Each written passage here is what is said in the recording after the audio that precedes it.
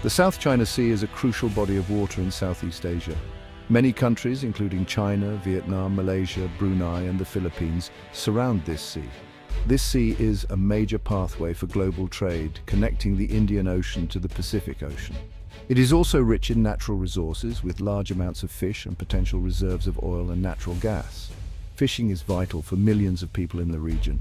The sea's resources and strategic location make it economically and politically significant.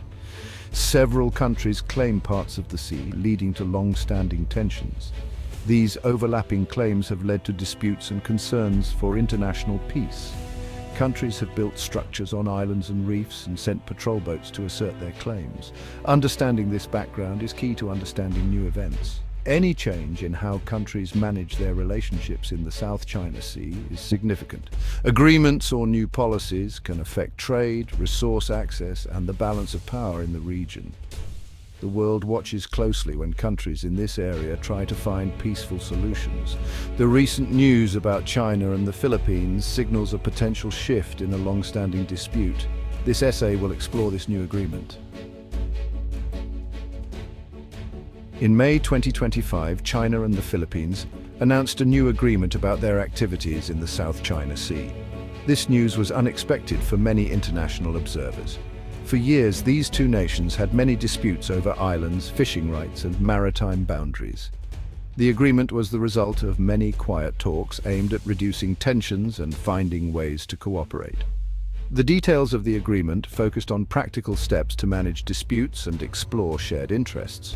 The leaders of both China and the Philippines supported this new direction, hoping for a more stable relationship. This diplomatic shift marked a change from previous periods of confrontation. The core idea of the May 2025 agreement is bilateral cooperation. This means the two countries will work directly with each other to manage their differences and explore opportunities together. The focus is on building trust between China and the Philippines. They hope this trust can form a basis for long-term peace in their shared maritime areas. Many are watching to see if this new approach will succeed where others have struggled. The disputes in the South China Sea have a long and complex history. Several countries claim ownership over islands, reefs, and waters in this sea. China claims a large area, often shown by a U-shaped line on maps, known as the 9-dash line. China says this claim is based on historical fishing and navigation. Vietnam also has strong historical claims, arguing it has controlled many islands for centuries. Malaysia and Brunei claim areas closer to their coasts based on international law, particularly UNCLOS. The Philippines bases its claims on geography and UNCLOS, calling areas close to its western shores the West Philippine Sea. The Spratly Islands and Scarborough Shoal are key areas of dispute, claimed by multiple countries. Over the years, these competing claims have caused many incidents, including the seizure of fishing boats and confrontations between Coast Guard vessels. Some countries have built artificial islands and military outposts, increasing worries about the militarization of the sea. The historical context helps explain why the May 2025 agreement between China and the Philippines is notable. It is an attempt to manage these deep-rooted historical disputes. A key part of the May 2025 agreement is joint resource exploration. China and the Philippines have agreed to explore for oil and gas together in certain parts of the South China Sea. This principle of working together is a big step, aiming to change the conflict over resource rights. Both countries can benefit from any resources found, potentially boosting their economies and providing energy security. This joint exploration plan is not without challenges, requiring agreement on many details like cost sharing and profit division. Legal questions about how joint exploration fits with each country's claims under international law must be handled carefully. Despite the challenges, the commitment to joint resource exploration is a positive sign, suggesting a willingness to find practical solutions. Another important part of the May 2025 agreement is a bilateral code of conduct. China and the Philippines will create a set of rules for their ships and aircraft in the South China Sea to prevent accidents and misunderstandings. This code will likely include clear communication protocols and procedures for vessel behavior. The goal is to avoid collisions or actions that could be seen as aggressive. This bilateral code is separate from the broader code of conduct that ASEAN countries and China have been negotiating.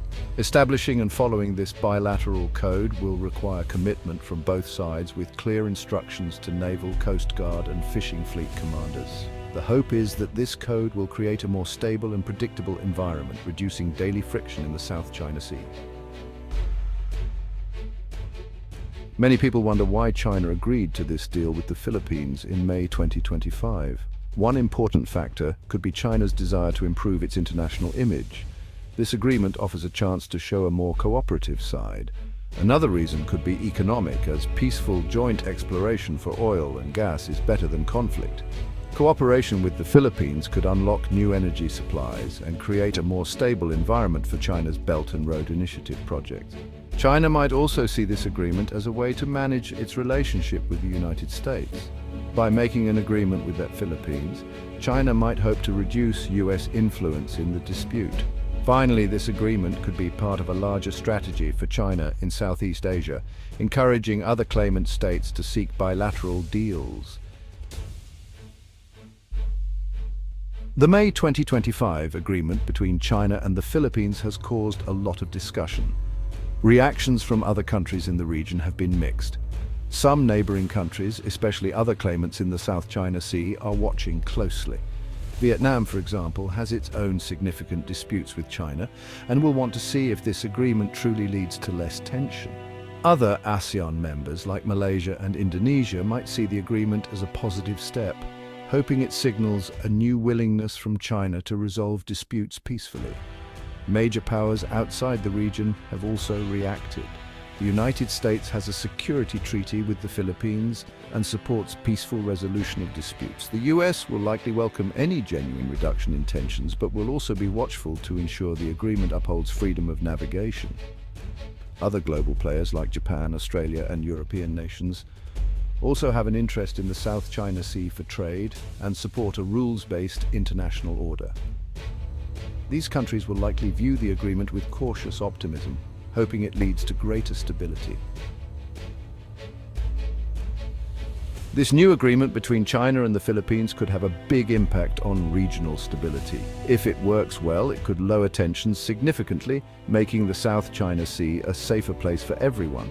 A more stable relationship between Beijing and Manila could set a positive example for the entire region, encouraging more dialogue.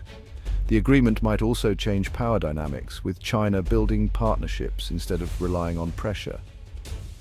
However, the impact on stability is not guaranteed. Much depends on how the agreement is put into practice. If it is not implemented fully, or if new disputes arise, then tensions could return. Other claimant states will also play a role, and the overall stability of the region depends on many factors. This agreement is just one piece of a larger puzzle. The future of the May 2025 agreement between China and the Philippines holds both promise and challenges. The main hope is that it will lead to lasting peace and cooperation, with joint resource exploration bringing economic benefits to both nations. A working bilateral code of conduct could prevent dangerous incidents at sea, building trust and confidence over time. However, there are many hurdles to overcome, including deep-seated mistrust built up over decades of disputes. Transparency and consistent communication will be essential for long-term success. Domestic politics in both China and the Philippines may also pose challenges, with leaders facing pressure from groups within their own countries. External factors, such as the reactions of other claimant states and major powers, will continue to influence the situation. Despite these challenges, the agreement offers a new path away from confrontation. The coming months and years will show if this path leads to a more stable and prosperous future for this vital part of the world. If you found this video insightful, don't forget to subscribe, like, comment, and hit the bell icon for more updates on international relations and global events.